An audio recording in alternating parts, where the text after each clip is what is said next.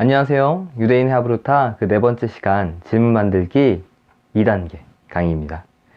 지난 시간에는 질문 만들기 1단계에 대해서 나누었습니다. 그 1단계가 무엇이었는지 기억하세요? 네, 육하 원칙을 사용해서 질문을 만드는 것이었습니다. 누가, 언제, 어디서, 무엇을, 어떻게, 그리고 왜 라는 이 육하 원칙을 주어진 텍스트를 활용해서 질문을 만드는 것이었습니다. 질문을 만들고자 할 때 그 당혹감과 막연함이 사라지는 유익이 있고요. 주어진 텍스트에 대한 다양한 질문을 만들어 갈 수 있는 그런 장점이 있었습니다. 이것을 해보니 질문 만드는 것이 우리에게는 결코 쉽지 않은 것으로 다가왔었고 너무나도 막연하고 또한 힘들기만 했던 것이었지만 조금은 쉬워졌으리라 생각됩니다.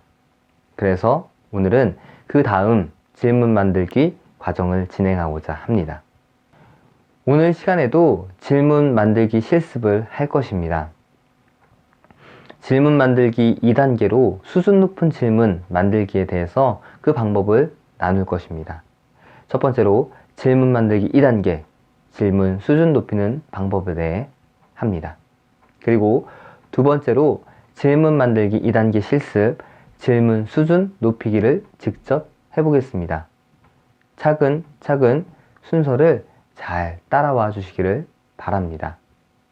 지난 시간에 질문을 만들기 전 주의사항과 또한 규칙에 대해서 설명을 드렸습니다.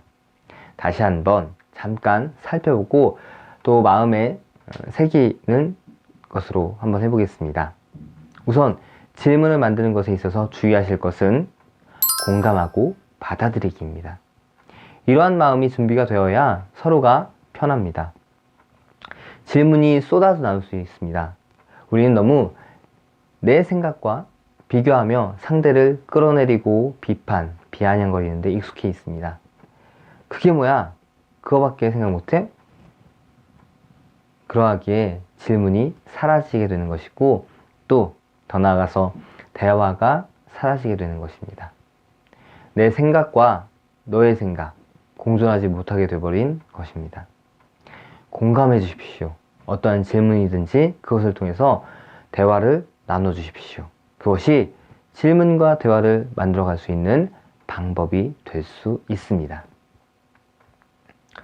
그 다음 질문 만드는 규칙 4가지를 말씀드렸습니다. 기억나시나요? 자, 첫 번째로 긍정적인 언어와 표현을 사용해야 합니다. 그리고 두 번째로 하나의 질문에는 두 개의 의미? 아니죠. 하나의 의미를 담아야 합니다. 세 번째로 질문은 완성된 물음표의 문장으로 만들어야 합니다. 네 번째로 질문은 열린 질문으로 만들어야 합니다. 이상의 주의사항과 또한 규칙들은 항상 명심하시고 질문을 만드는데 잘 적용해 주시기를 부탁을 드립니다. 이제 본격적으로 질문 만들기 2단계를 시작하겠습니다. 이번 강의는 지난 시간에 이어 진행되는 질문 만들기로 질문에 대한 수준을 높이는 과정입니다. 우리가 상대의 질문을 만든 것을 듣다 보면 와, 저 질문은 괜찮다 라고 생각하는 것들이 있습니다. 여러 질문을 만들지만 그 질문 중에서도 좋은 질문이 구별된다는 것입니다. 또한 다 좋은 질문이 아니라는 것 반대로 이야기를 해줍니다. 질문을 한자로 살펴보면 바탕 질자와 물을 문으로 만들어져 있습니다. 곧 질문이란 어떤 것에 바탕이 되는 것을 묻는 것, 그것이 질문의 기본적인 의미입니다. 다양한 질문이 만들어지지만 그 가운데서도 물건이나 사건에 드러나 있는 것을 질문하는 것이 아니라 그 바탕이 되는 질문, 숨겨진 의미를 찾게 하는 질문이 좋은 질문이고 또한 우리가 만들어야 하는 질문, 필요한 질문이 됩니다. 그래서 오늘은 그 좋은 질문, 바탕이 되는 질문, 수준 높은 질문 만들기를 해보려고 합니다.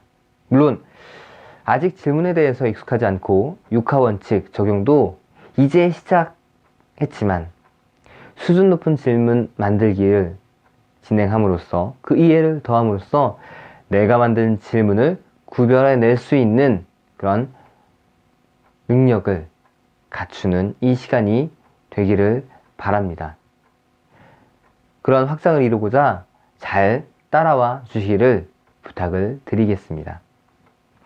좋은 질문, 수준 높은 질문 만들기 1단계입니다. 첫 번째 단계는 단어 혹은 문장의 뜻과 의미를 묻는 질문을 만드는 것입니다. 단어 혹은 문장의 뜻과 의미를 찾아보는 것만으로도 좋은 질문을 만들 수가 있습니다. 특별히 단어. 우리가 아는 것 같지만 정확히 알지 못하는 것들이 많이 있습니다. 단어에 대해 대충 그 의미는 이해하고 있다는 느낌적인 느낌으로 이해하는 것이 우리에게는 많이 있습니다. 정확한 의미를 이해하고 있는 것이 그다지 많지 않습니다. 그래서 모르고 있는 단어는 당연히 그 의미를 찾아야 되는 것이 맞고요. 알고 있는 것이라 할지라도 그 의미를 좀 더 정확하게 그리고 깊이 있게 알기 위해 찾는 것도 필요하고 또 도움이 됩니다. 두 번째 단계는 마음과 감정을 알아보는 질문을 만드는 것입니다. 글이 주려는 메시지와 교훈을 찾기 위해서는 등장인물과 대상들의 그 감정을 아는 것이 중요합니다. 발생한 사실, 그 팩트를 전하는 것은 뉴스입니다. 모든 글에는 사실을 전달하려는 것이 아닌 그 사실을 바탕으로 메시지를 주고자 하는 의도가 담겨져 있습니다. 감정을 파악하는 질문은 제시된 글에 숨을 불어넣는 것과 같은 그런 효과가 있습니다. 필자가 글을 통해 독자에게 주고자 하는 의도가 담긴 감정을 파악하는 것을 통해서 더욱 분명하게 전달되어질 수가 있습니다. 세 번째 단계는 말과 행동의 의도, 그 상징을 알아보는 질문 만들기입니다. 의도를 파악하는 질문은 사건과 인물들이 나아가게 될 방향에 대한 이해를 도와줍니다. 인물들이 나아가게 될 방향은 곧 글이 전하고자 하는 본질의 의미이고요. 그것을 통해서 중심 메시지에 한층 더 가까이 다가가게 됩니다. 또한 이러한 의도를 파악함으로써 사건에서의 새로운 해결과 그 대책에 대한 깊은 생각을 할 수 있게 됩니다. 네 번째 단계는 자기 생활과 연결하는 질문을 만드는 것입니다. 어떠한 글이나 사건에서 독자가 그 사실 내용만 파악한다면 글과 사건을 통해 얻는 유익의 절반만 가져가게 되는 결과가 됩니다. 모든 글과 사건에서는 사실 내용에서 더 나아가 실제 자기 생활과 연결하는 실제적 물음과 행동이 연결되어져야 합니다. 그래야 독자로서 글을 완전히 소화한 것이 되는 것입니다. 실제적 물음과 행동이 없는 것은 시간의 허비만 이룬 것이라고 할 수가 있습니다. 그럼 다음 주어진 본문을 가지고 질문 만들기 2단계 수준 높은 질문 만들기를 해보도록 하겠습니다. 한겨레 신문의 사설로 일본의 경제 보복에 대한 우리의 대처의 사설입니다. 앞에서 말씀드린 4가지 단계를 하나씩 적용하며 질문을 만들고 단계별 질문 나눔을 하는 형식으로 진행을 하도록 하겠습니다. 사설은 링크로 첨부해드린 자료를 참고해 주시기 바라고 이제 바로 다음 영상에서도 띄워드리겠습니다.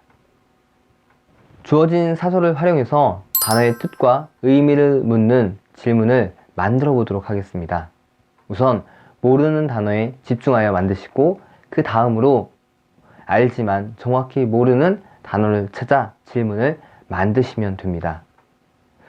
우선 지문을 다시 한번 천천히 읽어보십시오. 그리고 읽으시면서 모르는 단어에는 밑줄을 그으셔도 되고 아니면 읽으시면서 모르는 단어가 나왔을 때 바로 질문을 만드셔도 됩니다. 질문이 완성되면 각자가 만든 그 질문을 나누도록 하겠습니다. 자, 시작해 보십시오.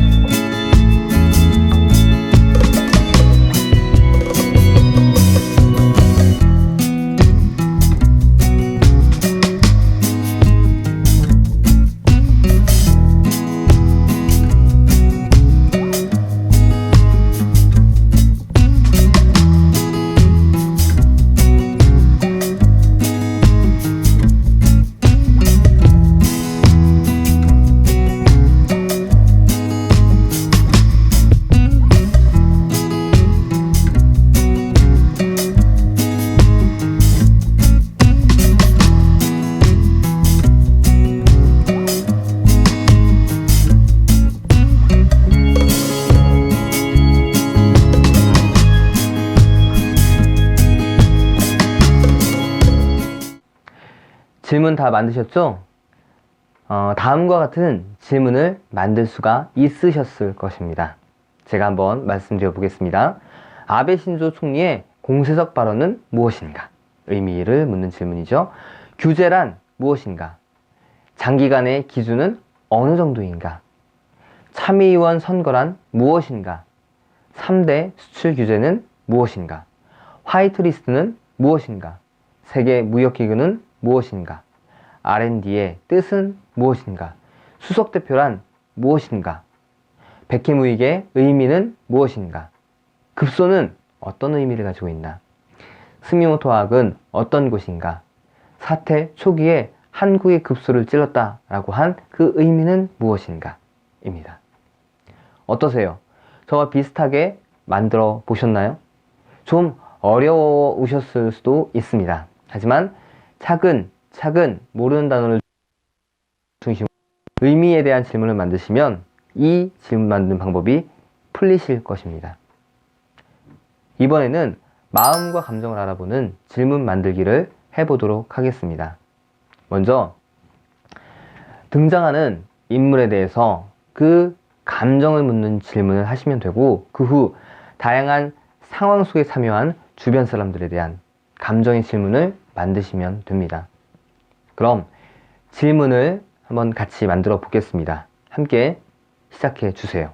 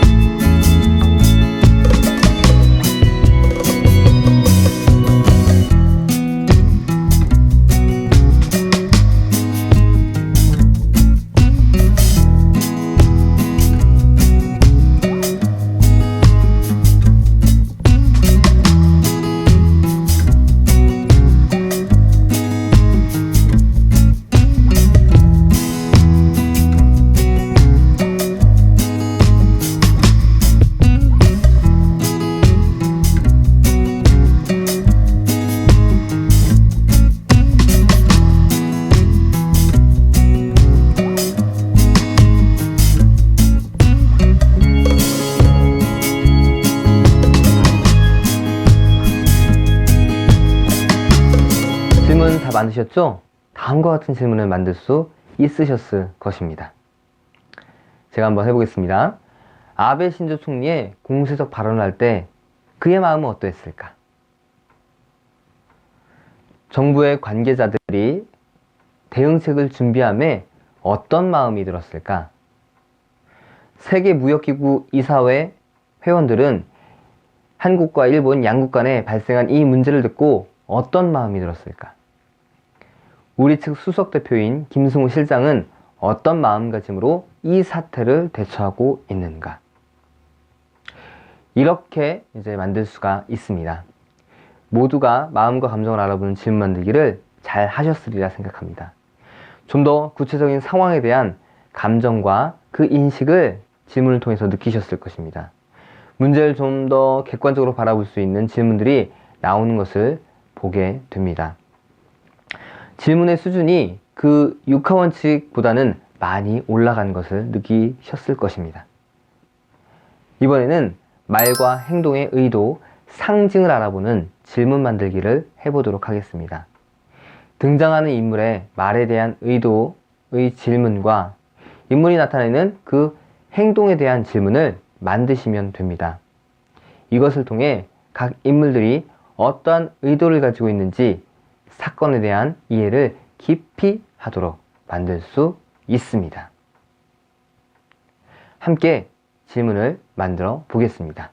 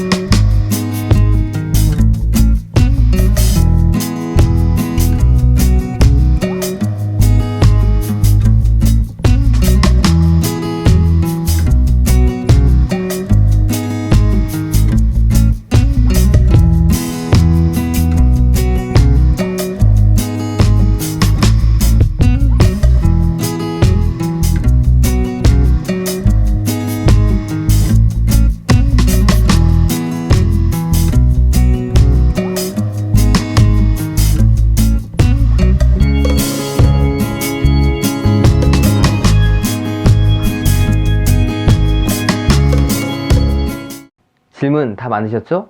다음과 같은 질문을 만들 수 있으셨을 것입니다. 아베 신조의 공세적 발언을 통해 무엇을 얻으려고 하는 것인가? 일본이 우리나라를 화이트리스트 국가에서 빼려고 하는 의도는 무엇인가? 우리 정부가 모든 가능성을 열어두었다는 것, 무엇까지 각오한 것이 되나? 일본의 수출 규제권을 WTO에 올림으로 그들은 어떤 결과를 얻고자 하는 것인가? 김승우 실장이 누구를 위해 실무진으로 참여하고 있는가? 블룸버그 통신이 사설을 통해 일본의 행태를 비난한 의도는 무엇인가? 이렇게 만들 수가 있습니다. 모두가 말과 행동의 의도 그리고 상징을 알아보는 질문 만들기를 잘 하셨습니다. 좀 더 객관적인 자료를 찾을 수 있게 되었고 또한 그러한 질문들이 계속해서 만들어지는 것을 느끼셨을 것입니다. 자, 그럼 이번 마지막으로 자기 생활과 연결하는 질문을 만들어 보도록 하겠습니다. 모든 글에는 교훈을 삼을 만한 것이 있고요. 어떤 행동을 해야 한다는 실천적 그런 이해를 가지고 이 질문을 한번 만들어 보시기를 바랍니다. 질문 함께 만들어 보겠습니다.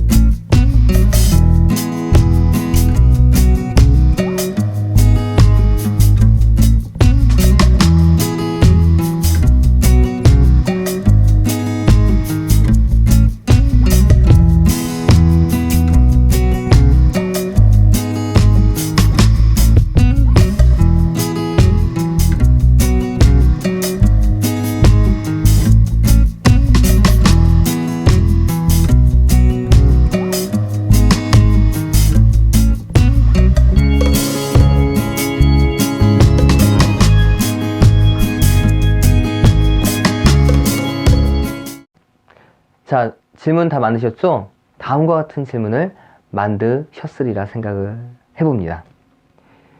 두 나라의 갈등 상황 속에서 나는 무엇을 느끼고 있나? 도발하는 일본에 대한 내가 할 수 있는 외교전은 무엇이 있나? 나는 누구와 함께 개인적인 외교전에 참여할 것인가? 내가 할 수 있는 여론전에는 무엇이 있을까? 나는 일본계 은행에 빚을 지고 있는가? 나는 삼성전자와 SK 주식을 가지고 있는가? 나는 이 사태에 대한 객관적 파악을 하고 있는가? 이렇게 만들 수 있습니다. 모두가 자기 생활과 연결하는 질문 만들기를 이렇게 잘 하셨으리라 생각합니다.